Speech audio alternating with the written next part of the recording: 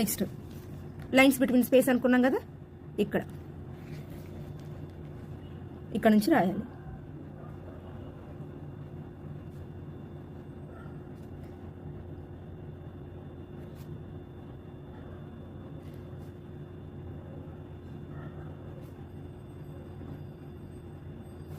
ఇది A to Z letters, capital letters రాసే విధానం. ఇక్కడ చూడండి, ప్రతి లెటర్కి మధ్యలో స్పేస్ ఎక్కువగా ఇవ్వకూడదు. ఎక్కువగా ఇచ్చారు అంటే ఫ్లో పోతుంది, కాబట్టి టచ్ అవ్వకుండా దగ్గరగా రాయగలగాలి. మళ్ళీ ఒకసారి ఎల్ ఎక్స్ప్లెయిన్ చేస్తున్నాను. స్లాంట్గా వెళ్ళి లూప్ పెట్టి స్లాంట్, చిన్న లూప్ పెడుతూ రాయాలి.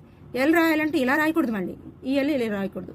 స్లాంట్గా లూప్ పెడితే రాస్తూ ఇక్కడ చిన్న లూప్ పెడుతూ ఇది దాటి వెళ్ళకూడదు.